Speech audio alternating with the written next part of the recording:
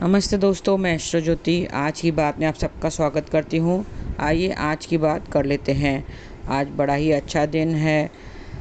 आज बुधवार का दिन है और बुधवार के दिन कृतिका नक्षत्र है। कृतिका का स्वामी है सूर्य। तो आज सूर्य को अर्घ दें और सूर्य नमस्कार करें। अर्घ मैंने विधि बताई है कैसे देना है और मंत्र जाप करना है, ओम घृणी सूर्याय नमः। और अर्घ देने के बाद आप 3 बार गायत्री मंत्र का पाठ करना है, तो शुभ होता है। कृतिका नक्षत्र के दौरान गायत्री मंत्र का पाठ करना बहुत ही शुभ होता है। और उसकी वनस्पति है गुलर का पेड़। तो आज गुलर को किसी प्रकार का नुकसान नहीं पहुंचाना चाहिए। तो आज शिव मंदिर में पूजा आराधना करनी है। सावन का महीना है तो शिव मंदिर में जाइए और विधि पूर्वक उसका पूजन कीजिए। रोली चावल से तिलक लगाइए तो धन धान्य की बढ़ोतरी होगी। शक्कर और फलों का भोग लगा सकते हैं। धन धान्य की बढ़ोतरी के लिए शक्कर और फलों का भोग लगाएं और शिव मंदिर में विधि पूर्वक पूजा करें और प्रार्थना करें। चींटियों के बिल में आटा डालने से आपकी अनबन दूर होगी। चींटियों के बिल में आटा डालने से आपकी अनबन दूर होगी। बुरी या लाल चींटियों के बिल हो तो बेहतर हैं।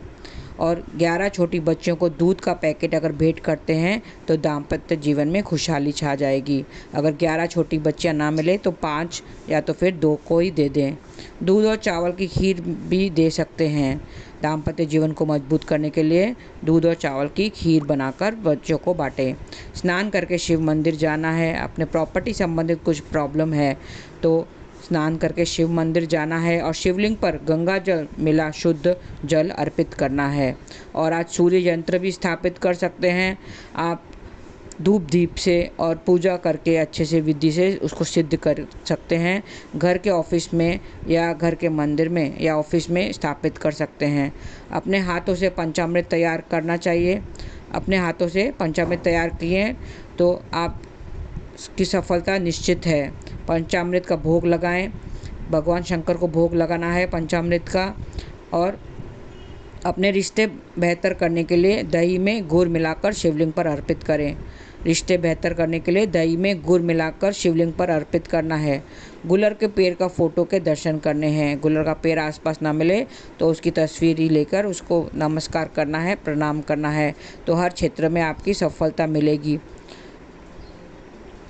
और दक्षिण पूर्व दिशा में आपको घी का दीपक जलाना है। घी का दीपक जलाएं भगवान के आगे तो सारे कार्यों में सफलता मिलेगी। हाथ जोड़कर अग्निदेव को प्रणाम करें तो आपको सफलता ज़रूर मिलेगी। तो ऐसे छोटे से उपाय हैं, ये करना है। गुलर का फूल लेना है और उनके सामने रखना है गुलर का फूल, तो सारी परेशानियां दूर होंगी। लाल फूल में गुलर का फूल आप भेंट कर सकते हैं। और सिद्ध किया हुआ बुद्ध यंत्र भी आज कार्यस्थल में स्थापित कर सकते हैं। आज बुधवार है तो बुद्ध यंत्र स्थापित कर सकते हैं। और बुद्ध मंत्र है ओम ब्राम ब्रीम ब्रौम सह बुद्धाय नमः। इसका जाप करना है तो बिजनेस में सुधार आएगा।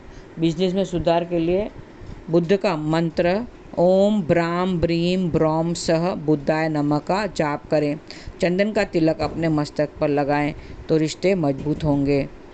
बुद्ध देव का ध्यान करके प्रणाम करना चाहिए और अपनी प्रार्थना उनको कहना चाहिए। तो इस तरह से ही छोटे से उपाय करके आप आज का दिन सफल कर सकते हैं। आज शिव मंदिर जाइए, शिवलिंग पर दूध दही में गुड़ मिला हुआ दही भोग लगा सकते हैं, अर्पित कर सकते हैं। या तो गंगा जल में मिलाकर उनको अर्पित कर सकते हैं, शिव अभिषेक कर सकते हैं। तो आपकी सारी परेशानियां दूर होंगी। आइए अब कृष्ण कथा की बात कर लेते हैं। कृष्ण कथा में मैं पॉजिटिव एनर्जीज़ की बात कर रही हूँ।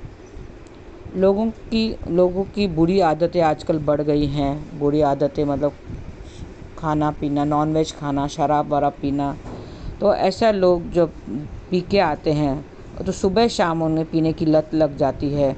थोड़ा सा शुरुआत थोड़े से करते हैं लेकिन सुबह शाम फिर वो पीते रहते हैं। तो इसका उनका जीवन कैसा होगा। जो रोज़ सुबह शाम जो पीते हैं, 100 रुपये अगर दिन का वो लोग निकालते हैं, गवाते हैं। 100 रुपये अगर शराब लेते हैं तो महीने का कितना होगा, महीने का 3000 रुपये वो वेस्ट कर देते हैं।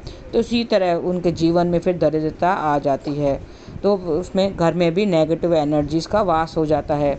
पॉजिटिव एनर्जीज़ ना होकर नेगेटिव एनर्जीज़ बढ़ जाती हैं, जिस पर रिलेशनशिप पर बुरा असर पड़ता है और फिर उनका जीवन नरक जैसा बन जाता है। घर में सब सदस्यों का जीवन भी नरक जैसा बन जाता है।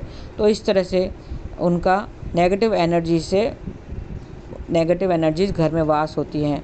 कभी कभी हम किसी के घर जाते हैं तो वहाँ पे पॉजिटिव एनर्जीज़ होती हैं, तो मन करता है कि वहीं पर बैठ जाएं। ऐसे लगता है कि वहीं पर अच्छा लग रहा है और वहाँ पर बहुत देर बैठने का मन करता है। लेकिन कुछ घर ऐसे होते हैं जहाँ जाते ही नेगेटिव वाइब्रेशंस आने लगती है और मन 1 मिनट भी वहाँ रुकने को नहीं करता है, वहाँ से निकल जाने को करता है।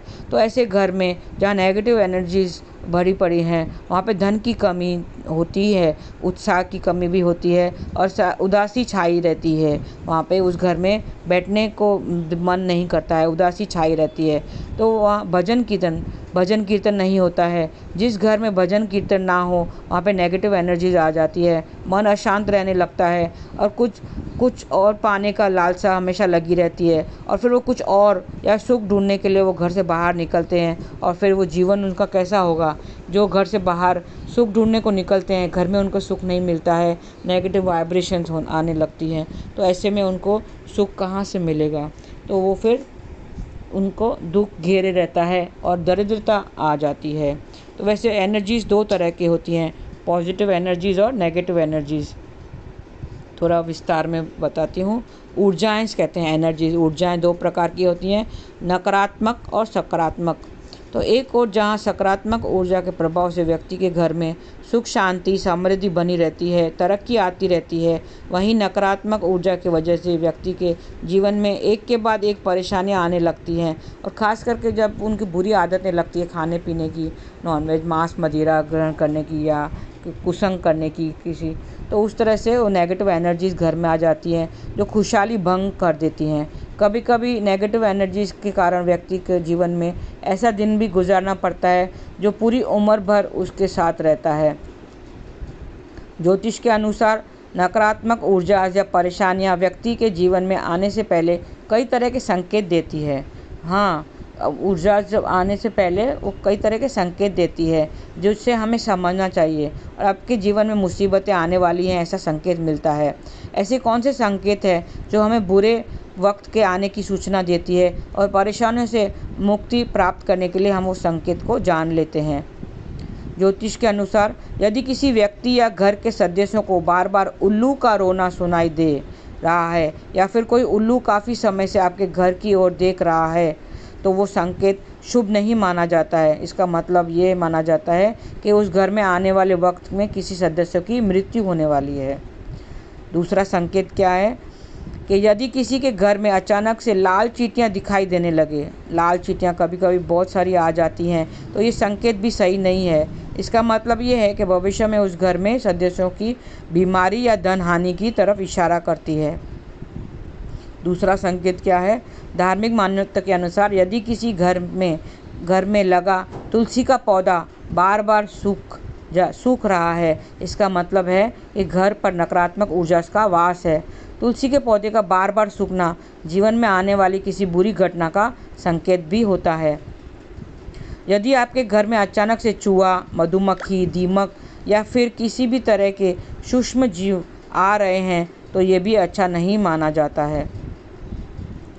यदि किसी व्यक्ति के घर में रखी कुछ वस्तुएं जैसे दर्पण, पलंग, कुर्सी, टेबल अपने आप अचानक से टूट जाएं, तो ये भी अच्छा संकेत नहीं है। ऐसी घटनाएं आने वाले भविष्य से किसी मुसीबत को और इशारा करती हैं।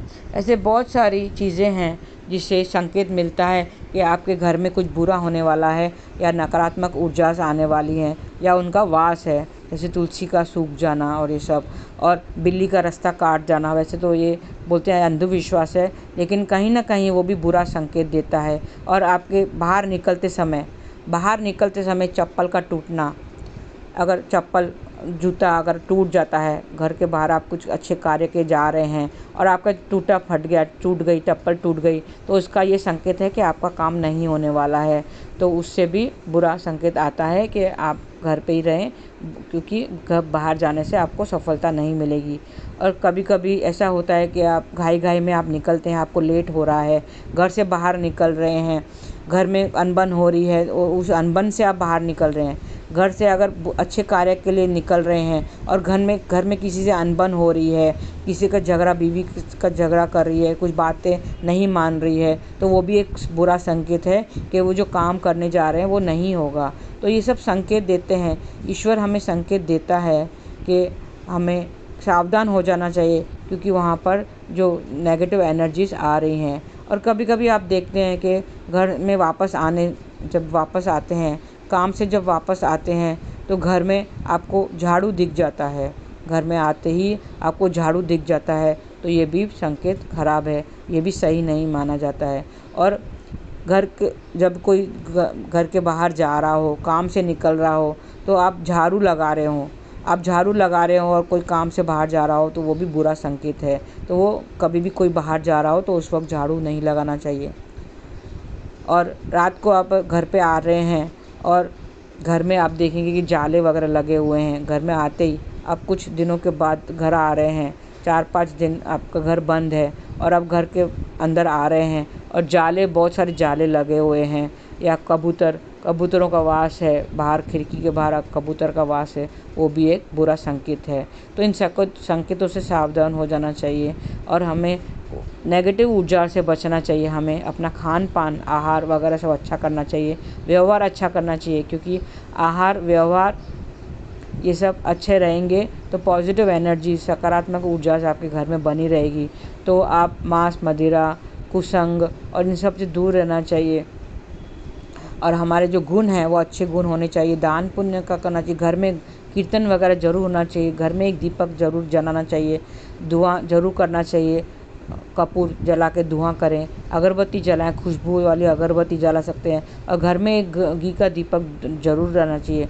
घी का दीपक क्यों होता है? घी का दीपक ईश्वर को खुश करने के लिए, देवताओं को खुश करने के लिए होता है। और तेल का दीपक, किसी भी तेल का दीपक है, वो अपनी मनोकामना को पूरा करने के लिए होता है। तो आप रोज़ एक घी का दीपक जरूर जलाएं और पूजा जरूर करें, मंत्र जाप जरूर करें। मैं महामंत्र का जाप करें, हरे कृष्णा कृष्णा कृष्णा हरे हरे, हरे राम राम राम हरे हरे। अगर जिस घर में पूजा पाठ वगैरह, कीर्तन, सत्संग नहीं होता है, मंत्रों का जाप नहीं होता है, उस घर में नेगेटिव एनर्जीज यानी नकारात्मक ऊर्जा आ जाती हैं, जिससे हमारे घर में अशांति बढ़ जाएगी, उदासी बढ़ जाएगी और घर नरक के जैसा लगने लगेगा। फिर घर में रहने का दिल नहीं करेगा, जीवन असाधारण हो जाएगा और मन फिर अनबन चालू हो जाएगी, मुसीबतें, दुख वगैरह आ जाएंगे। तो हमें सावधान रहना चाहिए और घर में हमेशा पॉजिटिव एनर्जी रखनी चाहिए। मंत्र जाप करना चाहिए, या तो आप खुद नहीं कर सकते हैं तो यूट्यूब पे आप बहुत सारे मंत्र मिलेंगे, कोई एक मंत्र आप चला के, आप खाना बना रहे हो, अगर लेडीज़ खाना बना रहे हैं तो मंत्र चालू करना चाहिए, ताकि वो खाने में वो ऊर्जा जाए। मंत्र की ऊर्जा, एनर्जीज, पॉजिटिव एनर्जी जाएगी तो जैसा अन्न वैसा मन और वैसा तन, ऐसा कहा जाता है। तो उस तरह से आपका अन्न भी अच्छा होगा। अगर पॉजिटिव एनर्जीज़ के साथ में आप बनाएंगे तो आपका अन्न भी अच्छा होगा, और अन्न अच्छा होगा तो मन भी अच्छा होगा, और मन अच्छा रहेगा, सेहतमंद रहेगा, तो तन भी सेहतमंद रहेगा। तो आप मंत्र जाप करते रहिए। और आज के लिए इतना ही। आपका दिन शुभ रहे। हरे कृष्णा।